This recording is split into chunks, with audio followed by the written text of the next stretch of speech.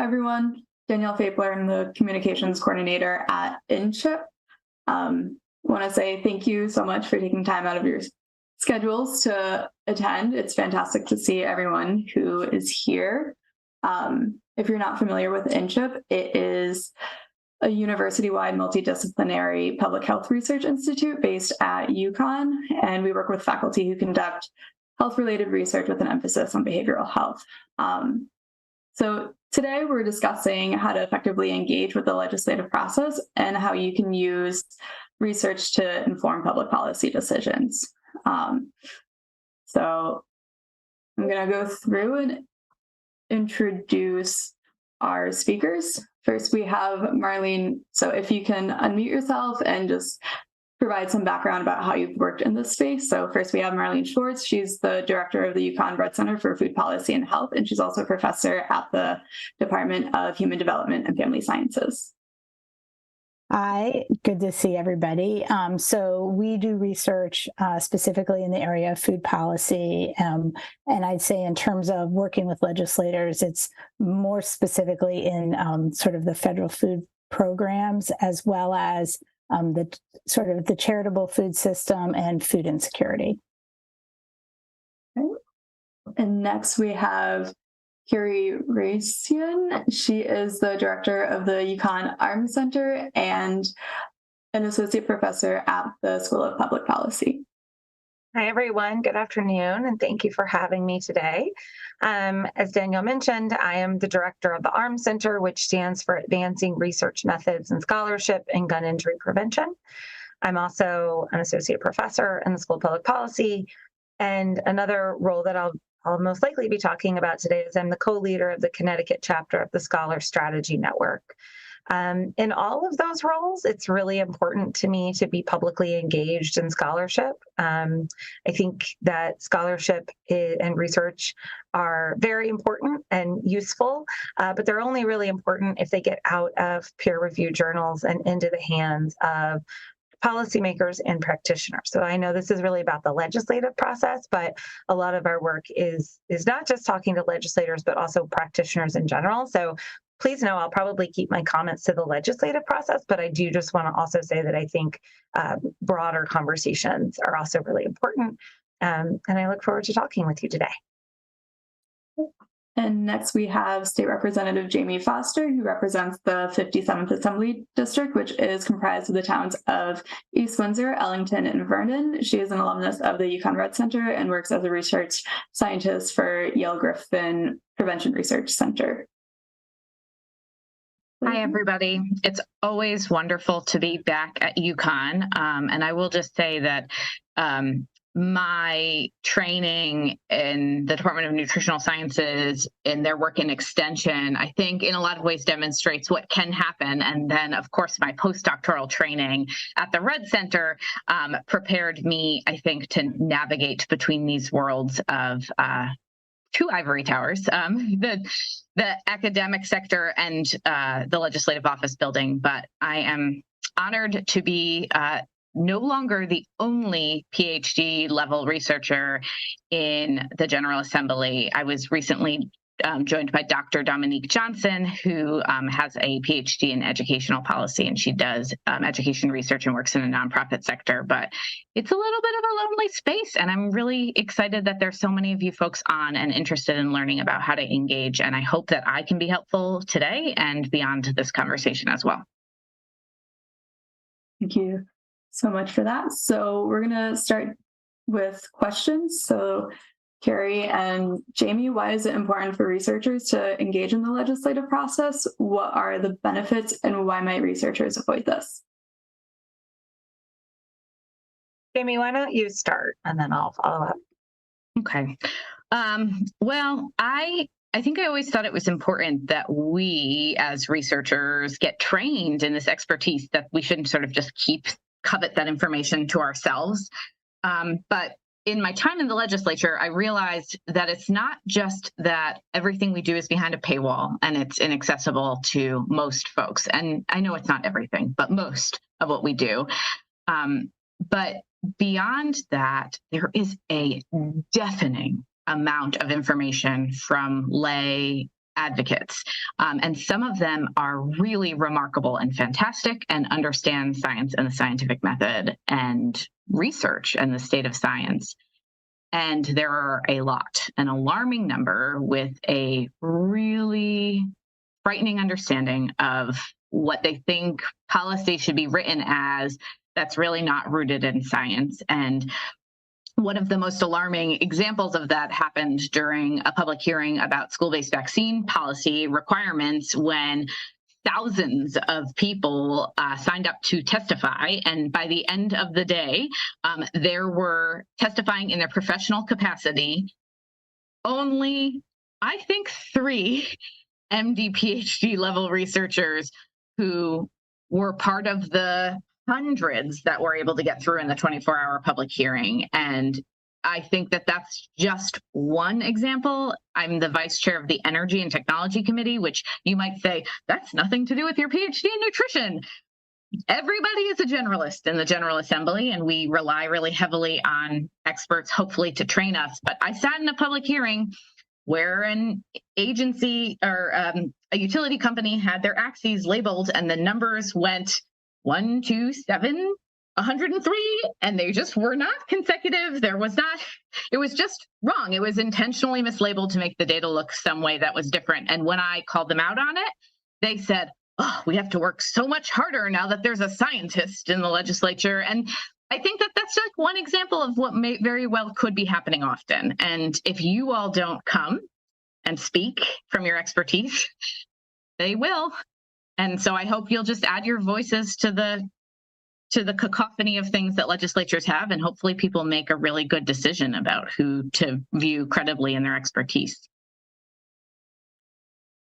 So to follow up on that, I think one of the reasons it's important for researchers to engage in the legislative process, especially researchers at public universities, it is as part of the mission of the organizations that we work for. Part of our job is to generate research and to improve the communities in which we live. And so I just think it's part of our mission. And so just like that, any benefits aside are sort of cherries on top in some way, right? Like the state of Connecticut supports our work, as do other government agencies, and it's important to communicate that work back to those important stakeholders in our work. Beyond that, I always really wanted to be publicly engaged in research. It was always really important to me. As my career has evolved, I've gotten more established in gun violence prevention scholarship. And this is, I think, a particularly important area for researcher voice to be heard and to be considered. Gun violence, unfortunately, in the U.S. is higher than any other industrialized country. And we have a lot of work to do to reduce injury and death. And to Representative Foster's point, there are a lot of lay voices in this conversation, as well as other voices with industry, with lobbying, et cetera. And I think it's just really important. I think we owe it to our legislators, our communities, ourselves, et cetera, to have evidence-based conversations, because at the end of the day, what we want, at least in my field, is to reduce gun injury and death. And I think we get there best by evidence and policy and sort of just clear, objective, what does the research say? And I think in some sense, that's why legislators value our opinion. You know, in the room, when I do testify, I don't have anything to gain by the testimony or the vote. I just have some evidence and some research, and I'm hopeful that that can help inform the process. So I think that's why our voice is critical to help bring that level of conversation to objectivity. Marlene, did you want to add anything? Or? I just want to build on something that Kerri just said about, what does the research say? Well, in part, the research can say more if you know what the controversy is.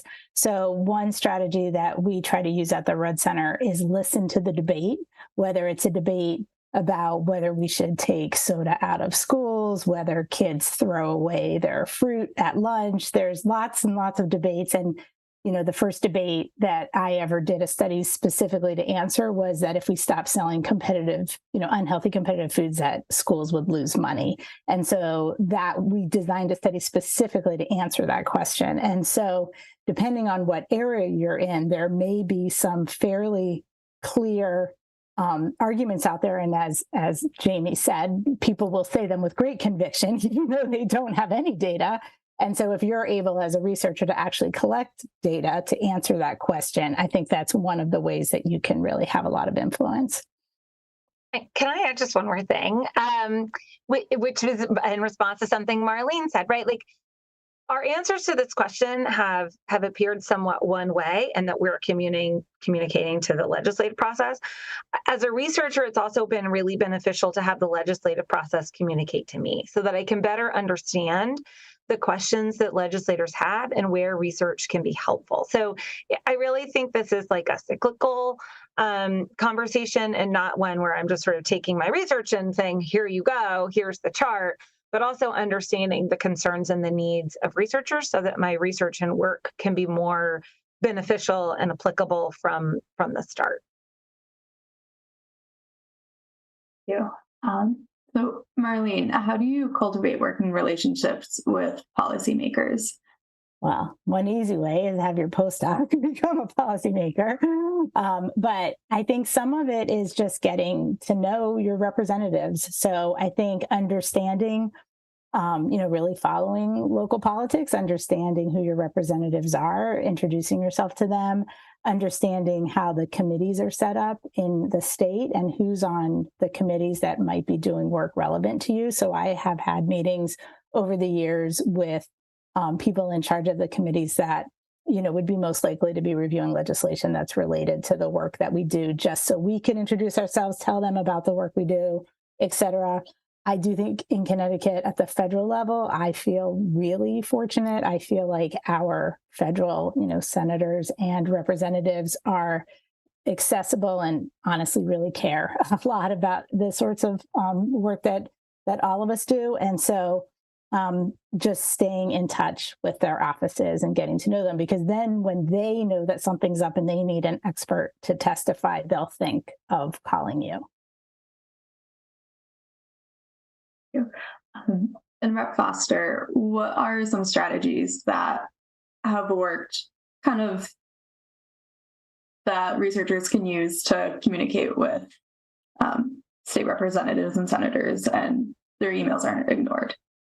Well, I will say for me personally, I think that I am actively soliciting experts to come to me when I feel like there's a void, a dearth of people who can give me unbiased expert testimony on whatever topic that I'm working on. And I think there are a lot more policymakers who are trying to figure that out. And so working through and making sure that a group like the Scholar Strategy Network has your contact information. If I reach out to Kerri and say, I don't know anyone in this space, do you? And then I can make introductions. I do have colleagues now who reach out to me and say, do you know someone who? And I mean, like, we all know that when you're an expert in something, like, you have depth, but not always breadth in the connections of who you know as experts. You know the experts in your field, you know the names that are resonant and stand out in your field, but you don't, like, adjacency in offices sometimes helps you meet people. I mean, there's all different ways that we learn about people's expertise who are outside of our immediate expertise. But I think that has sort of been something that I've been doing as a pipeline. What I am encouraging my research colleagues to do is to, exactly as Marlene has outlined it, is make sure your material is accessible, because I did this in my PhD and master's work, where I would say, and implications for policymakers include, and then you sort of think like you did it. Like, I told policymakers at the end of my manuscript, like, these are the implications, do this thing. But like, I do not have database access as a legislator. I actually have an organization called the Office of Legislative Research, and you should consider reaching out to those folks. And they have access to databases, and none of them get them to PubMed. They have access to examples of other policies across, and they might know what informed that policy and what expert testified and helped champion a bill in another state, but they don't actually have access to the academic journals like we do as academics. And so your work is behind a paywall. And they might know how to use Google Scholar, but I doubt they know how to use PubMed. And so I have in very, very many public hearings sat in the public hearing and said, is there really no research on this? That doesn't make sense. Why would they say that? That couldn't be true. And then done a search while I'm right there. And that be the only access that legislators have, like where I am PDFing articles and sending them to legislators that they would not have access to otherwise. And so I don't actually think you should send your articles to legislators. I think that is an unlikely point of persuasion, but the Rudd Center does this really well. And then the Arms Center does this really well. And I really like Dr. Abigail Friedman in the Yale School of Public Health, who does tobacco cessation research, really great 2-pagers. For a lay audience, and remember that legislators are lay, 2-pagers. I think that those are untapped, but the 2-pager can't just be like, here's the paper. It has to get to the right staff person, the right attorneys that are drafting legislation, not just the legislator. Like it has to get to the person who's writing the bill. And it has to get to the right connection. And if you don't know who those folks are, it is different by committee. And so ask those questions, like who will be the person actually writing this bill if I want to help you work on it? And then establishing the relationships. It's not just the legislators. I think that's important, but I work really closely with a lot of our federal delegation, and depending on the office, there's a staff person who's like my go-to person. And sometimes that's the person with expertise in food policy who covers those committees, but many times it's the chief of staff. And other times it's someone totally different. And so I think just reaching out and establishing yourself, exactly as Marlene said, is helpful.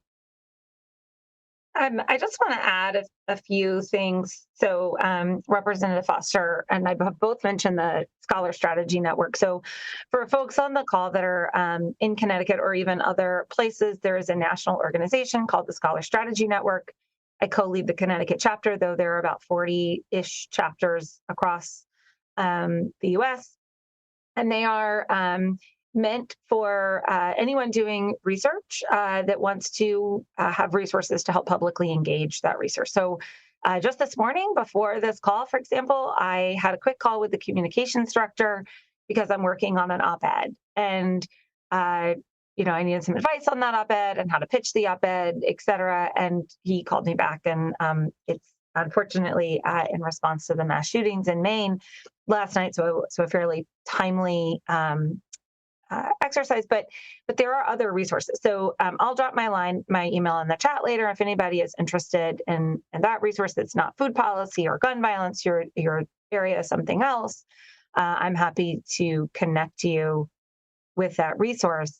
I would also just add, there are things, legislators do sometimes read op-eds and are engaged. And to the extent that you can engage in that kind of process as well, in a helpful dialogue way, I think that can be another way to start a relationship with a legislature that you may not even know or may not even be in your jurisdiction. And the final point I would add is that sometimes legislators aren't reading the articles, but sometimes their staff, especially depending on the sort of branch we're talking about, they do read the articles. The extent to which you have resources available to make a journal open access, and UConn in particular has some resources to help with this through the Scholarship Facilitation Fund, I think can be really helpful in the event that it's an article that you feel like the audience really is a policymaker, or you can't do that with every article, but there may be one that you feel is you really want to get to policymakers and you really feel like you're going to email this article out a lot, et cetera. Number one, you should also work with your communications department and Danielle and all the folks at InCHIP and do all of that, but also looking to see if there are resources to make that article open access, I think would be really helpful. Thank you. Marlene, what is your process for translating research into public policy? And are there any pitfalls or success stories that you would highlight? Additionally, Nate Rickles posed a question that is relevant to this. What is the standard of research that policymakers need to determine whether to advocate? Sure. Okay. So I think sort of building on what I was saying before, you need to know where the sticking point is. What are people arguing about? And you then think, okay, what study can I do that will answer that question? And to answer Nate's question, whether you're doing an RCT or whether you're just looking at the prevalence of a problem, it just depends on the question. So when we did our study looking at the impact of not selling unhealthy competitive foods in schools, we did an RCT, and we did an RCT in Connecticut so that we could then go to the Connecticut legislature and say, this is what we studied and this is what we found.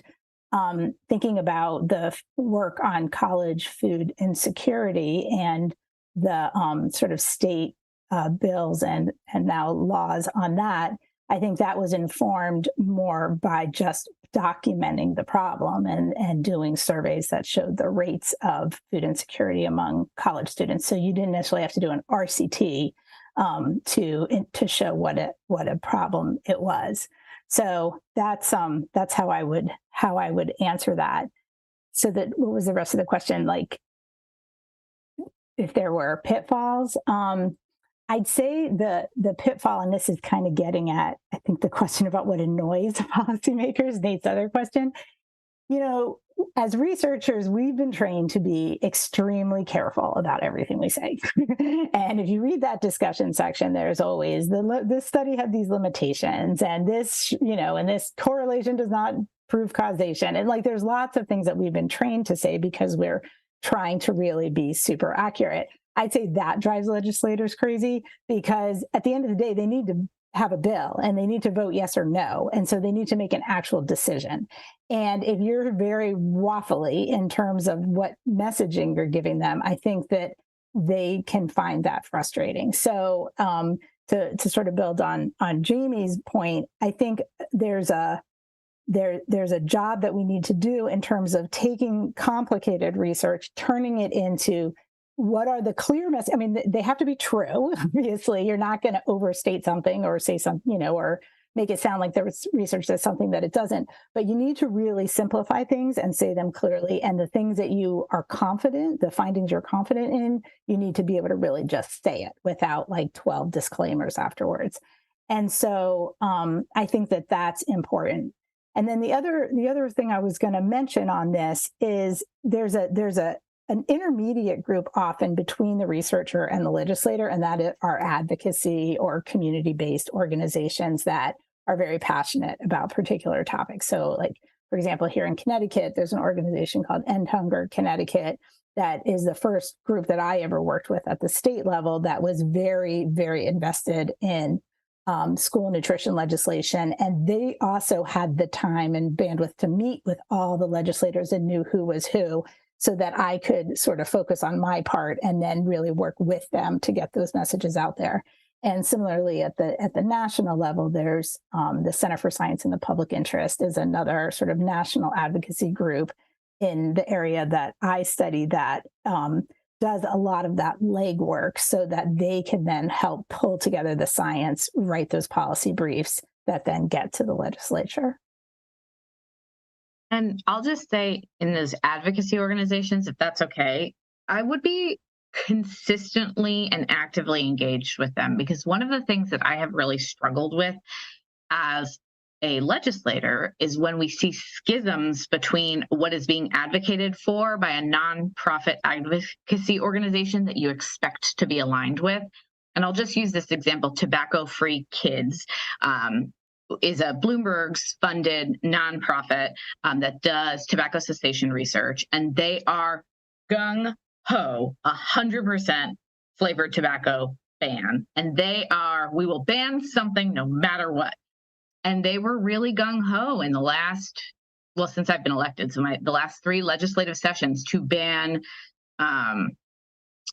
flavored products, even if it excluded combustibles, which are like, so there's like the electronic delivery systems, the ends, those are harm reduction over the combustibles. And so we had scientists from Yale and from UConn saying, if you're going to do it, it's not like something's better than nothing. What the something is it matters, but they really wanted a legislative win. They wanted to be able to say they did a thing and they passed a bill and they passed a law. And there ended up being times where, and this is my student example of advocacy, where one of these nonprofit organizations recruited a student to help in their testimony who was pursuing their PhD to testify against a professor from Yale who had completed their research work, and the student misrepresented the scale and magnitude and conclusive nature of the science, and did it in a way that was like designed on behalf of the nonprofit to undermine the faculty researcher. And I think that was a really uncomfortable position for the student to be in. And I hope she has since reconnected with advisors who are helping her navigate that a little bit more carefully.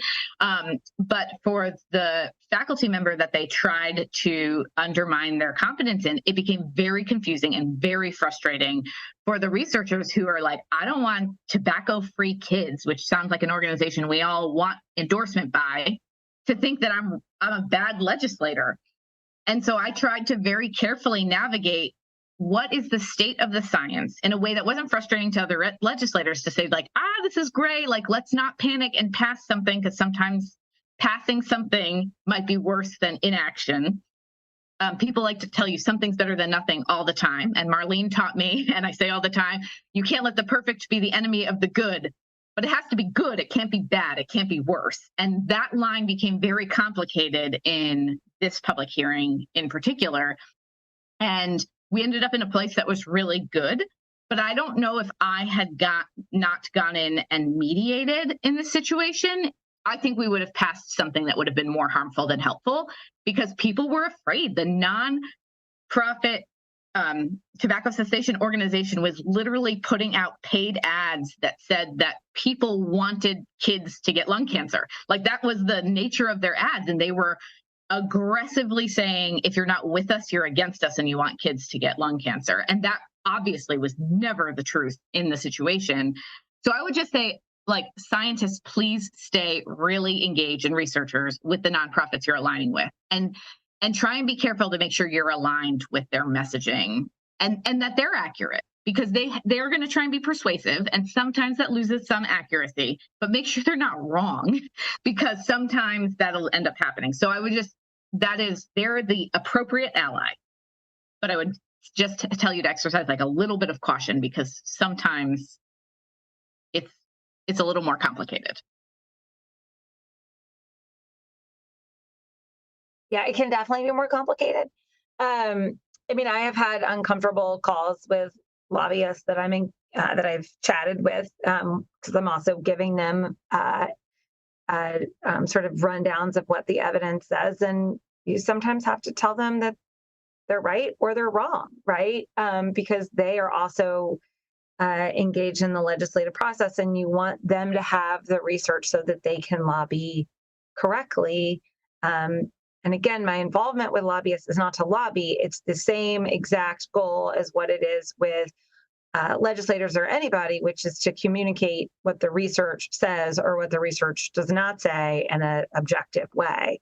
I would also say the other, like, a pitfall to just be aware of that I think is important is that at least the academic researcher, right? So there are researchers that aren't in like academic spaces, but the academic researcher life and tempo of schedule can be very different than the legislative tempo and schedule. And sometimes the misalignment of these schedules can be really hard. Legislators often can have a question and they need to know the answer to it like now or last night. And researchers, we just don't work on that timetable all the time. And so that can be really frustrating. I'm not really sure what to do about it. It's just like the nature of our lives, right? Like the end of December is always going to be exams, as is the end of May, right? Like that's just how it is. I think, the extent that you can have those relationships, those 2-pagers, like ready and understand what the legislative priorities coming up will help to mitigate that. But I think the best advice I can give is to always, no matter what the time crunch, be truthful in your answers and never sort of promise more than you can give or that I think is the best way to navigate what can be a really tricky, sticky situation. Thank you. So I think it might be helpful to discuss the differences between advocacy and lobbying and what restrictions might be surrounding lobbying. So Marlene, would you like to speak to that? Sure, happy to. So this was something I did not know at all. Like we never learned this in graduate school. And we didn't really learn it until we started getting involved in this work and realized that when you work for a university, you actually have to be careful about lobbying because there are laws about how much time university people working for university, effectively getting paid by university resources, can spend lobbying. And so where we sort of draw that line, so advocacy is a lot of what pretty much everything we've been talking about, talking to legislators about your work, hearing their questions, designing studies and talking to advocates, all of that is fine because it's general, it's information about your area that you're providing essentially to anybody who will listen. It's, meant for everybody to hear.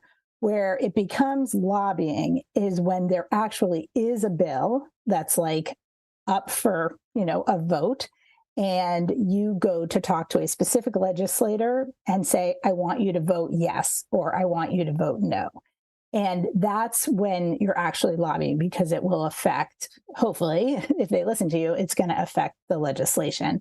And that's what you're not really allowed to do unless you tell UConn. And so we essentially have like this little flow chart of activities, and there are things that we sort of let the Office of Government Relations, we just like an FYI, like for example, if we're submitting comments often for federal regulations, we'll just let them know, or if we're signing on to a letter, we'll let them know.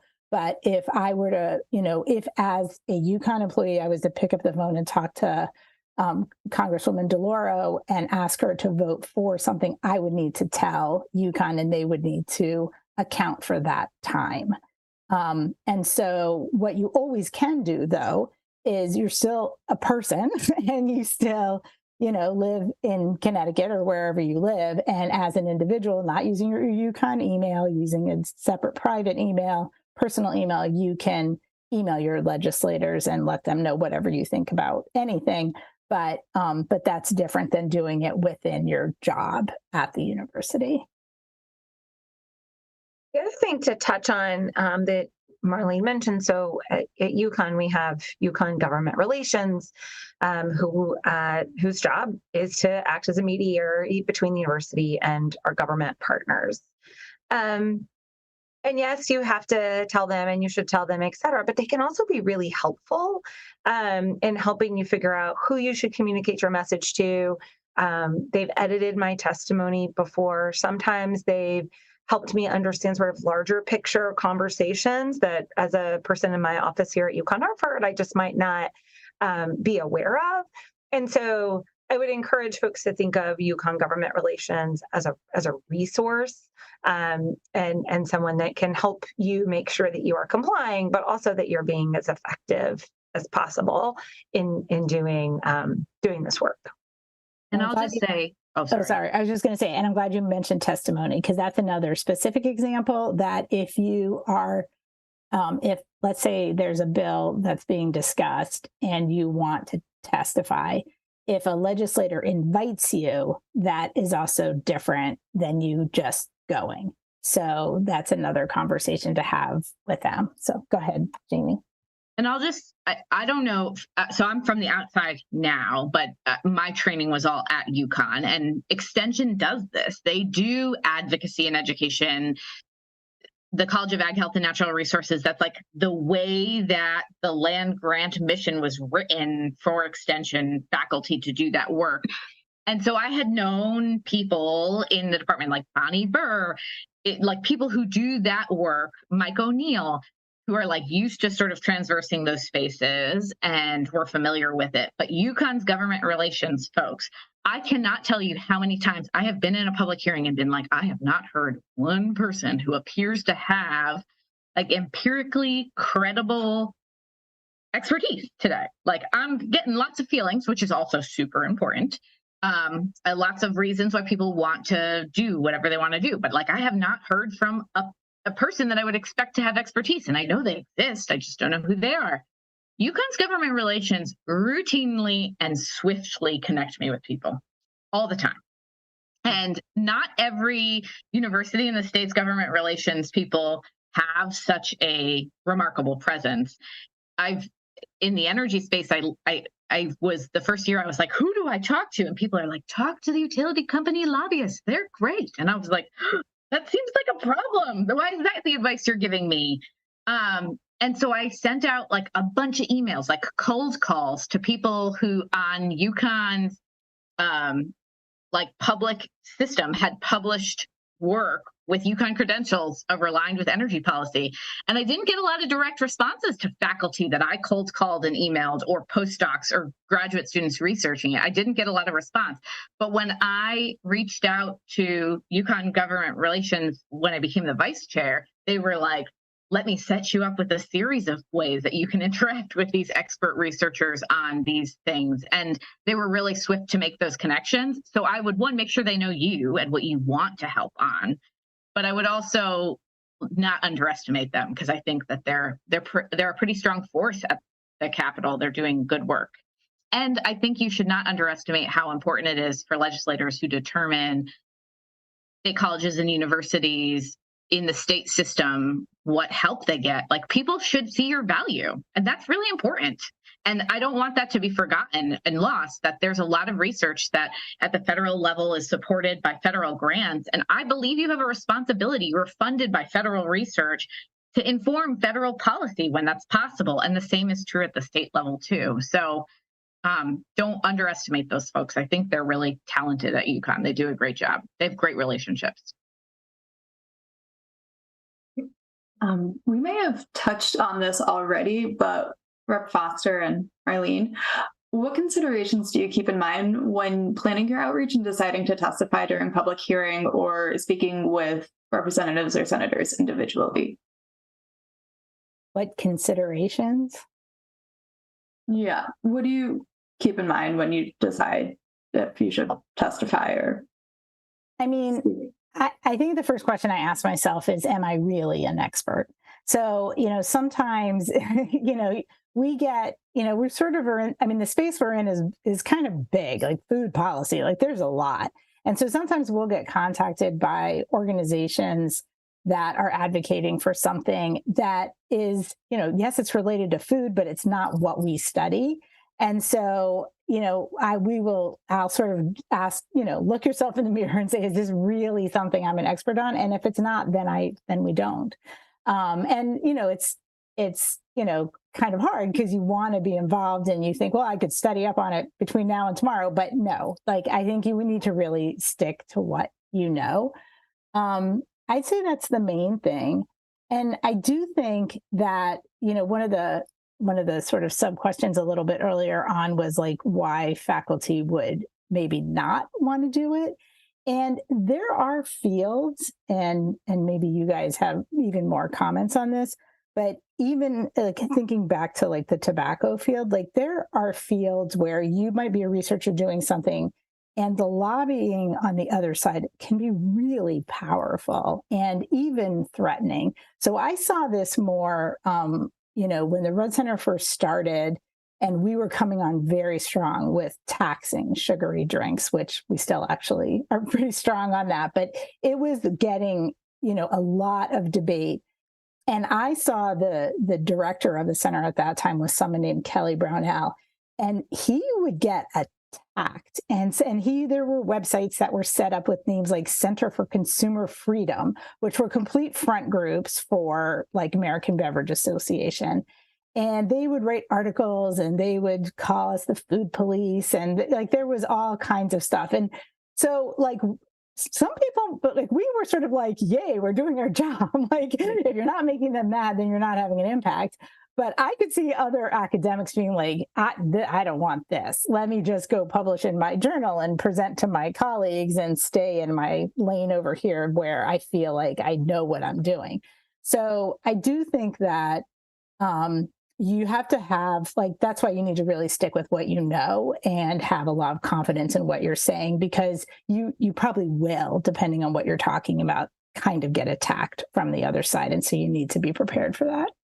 Yeah. Nate is asking, echoed that. I imagine some faculty might be intimidated by the advocates. That I think is very real and truth. I mean, sometimes it's the people you expect. I imagine the NRA and Kerri is a very interesting dynamic.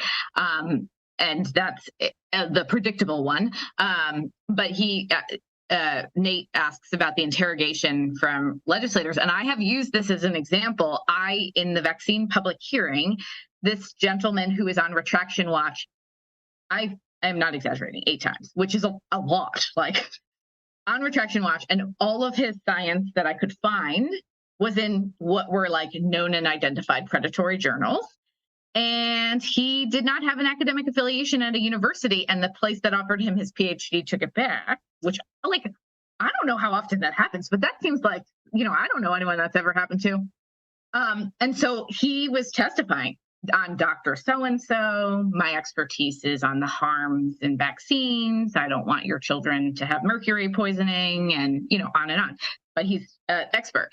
And so I did really directly counter-interrogate him, which is my role as a legislator, is to ask questions of people who are testifying. And so I'm saying this because I don't want you to think that like the average legislator is doing that, because there's not a lot of folks who do that.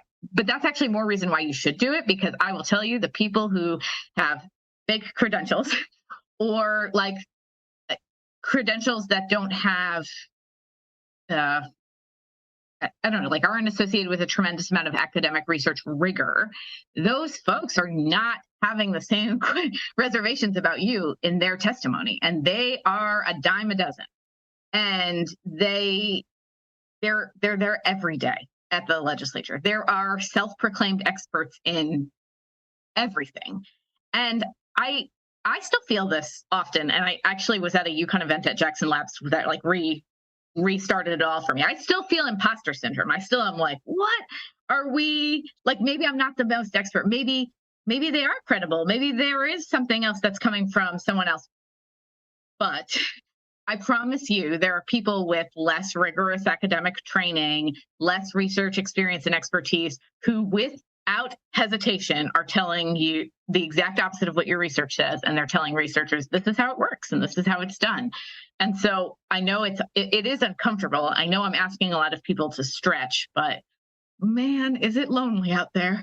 So like, try and do the stretch a little bit, because it's a weird, there's a lot of fake information out there, and it's getting worse, I think, not better. So I think what we're asking, what you're considering doing by being in a seminar like this, is a reach and a stretch. And I acknowledge that. I'm just asking you to hang with us in that uncomfortable space a little bit, because I really feel like people need you. And it's an essential thing for us, our democracy, for you to feel comfortable and get into this place where you can do it. I think it's important. That sounds super dramatic. I'm feeling that right now. I apologize. I mean, I have testified on some rather sensitive topics, and have been had some questions directed at me that were not like in the spirit of figuring out what's the evidence-based policy. Fine. I think it's important to, if you are going to testify, to perhaps and you're new at this, to work with someone before you do that and perhaps practice what your response might be to some questions. You can almost anticipate them most of the time. And so that's also, like, if you are an expert in something, maybe you're not an expert in everything, maybe you're an expert in something small. That's just the nature of academic research as well. Go testify about that thing. But if the questions mushroom to something that you're not an expert in or not comfortable, you can say, I'm not an expert. I defer to so-and-so about that. Or, I'm sure another person can come testify to you about that. If you really feel like your expertise is super small but relevant, that's when I've emailed legislators, right? Like, so I don't want to do, or I'm out of town, I can't do the testimony, or, whatever it is. That can be a good time to email or to connect with government relations and say, I'd like to get this message to the folks. Can you help me do that? Et cetera, right? So you can think about alternative things to testifying that may be a little less large scale. And to that point, outside of the legislative, the legislative process is just one part of what our legislators do, right? Representative Foster is not currently in session, right? But she is researching and learning all about bills and legislative priorities. And so having this relationship ongoing, working with organizations like InCHIP, like SSN, like the Red Center, like ARMS, to continually be sort of translating your research is another way that you can just keep this conversation going. Because I think the other thing that we haven't really talked about is the role of trust in all of this. So it's important, especially if there's a controversial or high impact vote, that a legislator knows that they can trust what you're saying. And if you just show up one random day in March and you're like, hi, my name is, they're going to value what they say because, they're going to see the value in that, but they might not necessarily have trust or be able to call you when there's an amendment to the bill to sort of say, what's the sensitivity analysis on this? And so it is about really cultivating relationships for the long term. So we have about 12 minutes left, so I'm going to open it up to Q&A from people in the audience. So please raise your hand and we'll unmute you so you can ask your question. Nate Rickles put one in the chat, and his question is, when you speak, do you say you are speaking on behalf of self or UConn? It depends. Nate, so I have done both. I have testified. So number one, I've testified as just like a private citizen about matters that are important. And in that instance, I would never mention my UConn affiliation at all. Now, if a legislator asked me, where am I employed, then obviously I would tell them truthfully and honestly. But outside of that, that's the only time that would come up in my testimony. If you're testifying as a person, you should testify as a person. If I'm testifying about my research or an evidence, before doing any testimony, I would contact government relations and identify my role and UConn's role in the way that they guide me to do that. So I would, they write that language and then I adopt it 100%. Yeah, I agree. I think I've only testified as a person, as a faculty member. And so I introduce myself that way and, say what my position is. And I do share my testimony with government relations so they can see it. It's an interesting question. I don't know that it's seen as being on behalf of the entire university, though. I think I'm still one faculty member testifying based on my, expertise as opposed to truly representing the whole university. So I'm interestingly trying to get some testimony in on food labeling related to gluten and wheat, not my area of expertise. So my PhD is in nutritional sciences, so arguably related, but I have celiac disease, and so does my daughter. And so there's conversations beginning to happen on the federal level about sort of the labeling around allergen information and whether or not it's time to revisit those conversations. And in that role, I always share that I have a PhD in nutritional sciences, but I never testify on behalf of my employer because that's not what my expertise is and my current research is about. But that I have a PhD is relevant to me saying, in addition to being a person who lives with this disease or condition, I can critically discern the research that I'm reading to use to substantiate. I'm not like cherry picking something. I'm saying I'm doing this credibly as a scientist. I know how to tell you. I have not cherry picked this research data. I've shared with you what I understand to be the body of evidence in a field that I'm familiar with searching the literature about and researching. And so I think that being able to explain that distinction when you're passing information on is important. And all of that happens in my personal time outside of academic hours. So I'm always very careful to send those emails in the evening and on weekends and not send them during business hours. And I think that's important. So that's like, if you have to know what role you're wearing and when you should be doing that. Thank you. Deb Skosh has her hand raised, so I'm going to unmute you. I hope.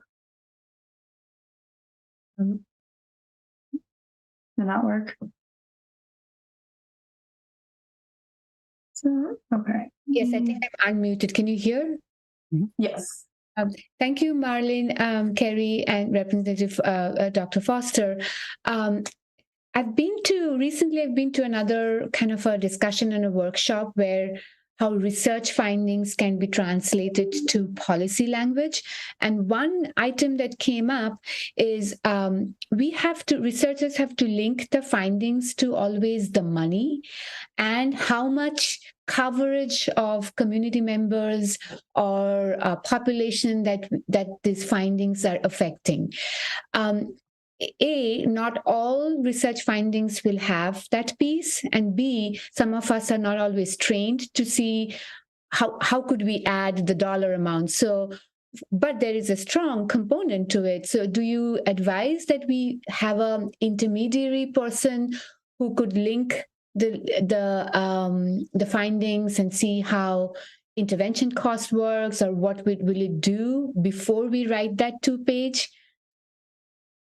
So if you don't mind, I want to answer that. So first, I hope that your ears have rang, because in a lot of GIS rooms that I've sat in while people try and talk about stuff, I'm like, I think you should talk to this person at UConn. And so I send people to you often because I remember your presentation from when I was an undergrad or master's student, and also when I was getting my postdoc. I attended 2 talks that you gave. And so I remember your research from that time, and that it's one of the connections of people with expertise that I've remembered.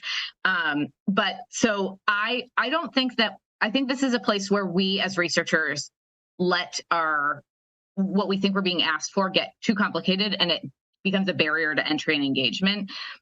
I can tell you that medical nutrition therapy, a registered dietitian providing nutrition services, will save money without saying the dollar amount if a patient with diabetes better manages their diet-related, impacts of their disease. That is in the evidence that exists in the body of research. Quantifying that is complicated, but it is true that there have been studies that demonstrate that when registered dietitians work through medical nutrition therapy is covered, that diabetes costs are reduced. Same thing as participation in, for example, a diabetes prevention program, that is a low-cost intervention that reduces the healthcare burden for covering those disease statuses. Those are enough, I think. I think policymakers can hear those things and not expect you to enumerate what it is. I think separately, we do need that when you can get into the room, you can begin the conversations, but the bills aren't passed yet. So we have had a great number of conversations about covering, and I'm sorry for the nutrition heavy references here, but for example, fruit and vegetable prescriptions. We've had a lot of conversations about it. The theory behind why a fruit and vegetable prescription program will save money in the Medicaid, Medicare system is clear. It's pretty understandable. We're seeing an emerging body of evidence that demonstrates that they're effective in positively impacting health outcomes. But to date, besides some emerging data that's not yet published showing hospitalization changes, there's not really a number you can quantify. But people are pushing back and asking for that. So because in the Medicaid system, why cover this and not that? So if you're in a really competitive sphere where you saying, I want these dollars, the legislator will push back and say, yeah, but this doctor's also asking for a higher rate of reimbursement for bariatric surgery. Why should I cover your fruit and vegetable prescription program as opposed to bariatric surgery? You have to be able to answer those questions eventually. And so I don't think that you have to wait to get into the door and start those conversations until you can answer that question. But the rubber might hit the road in passing legislation when those answers don't exist in the research. So don't wait till you can answer every one of those questions, but realize that the field does eventually need to be able to go there. And it's okay if you're still saying this policy is good and just and right and makes sense and is scientifically sound, but I can't answer that question yet. So I hope that answers your question in a way that's not succinct at all. So I apologize for that. Thank you. Okay. Well, any more questions? Or okay, Trisha there says, when do we need to engage UConn government relations? I mean, it's probably not a bad idea if you're interested in communicating with legislators to just, like Jaime said, meet them, find out, let them know who you are, what you study, what you're interested in, where you think your work might be relevant. So that not only can you get clarity from them in terms of exactly how to handle different situations that might come up if you're invited to testify or something like that, as well as they then know about you in case they get a call looking for an expert. So I think having an initial meeting is a good idea. And then, if you do find that you're very clearly, whether it's written testimony or oral testimony, or having a meeting with a specific legislator, I think it's good to just check in with them and let them know what you're doing.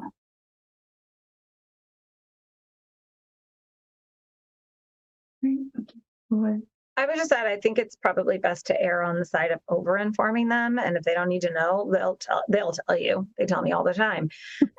So I don't think I've ever told them when I've just emailed a legislator information, but I have let them know, in general, how we intend to gauge with legislators, right? We're going to send them emails, we're going to send them briefs, et cetera. And they're I don't need to keep telling them that, but they know we're doing that. Also, to Representative Foster's point, then they know we can also be a resource. But if you're giving testimony, the answer is clear. Do that. If you think you're going to go set up one-on-one meetings with a legislator, I would definitely also tell them that, right?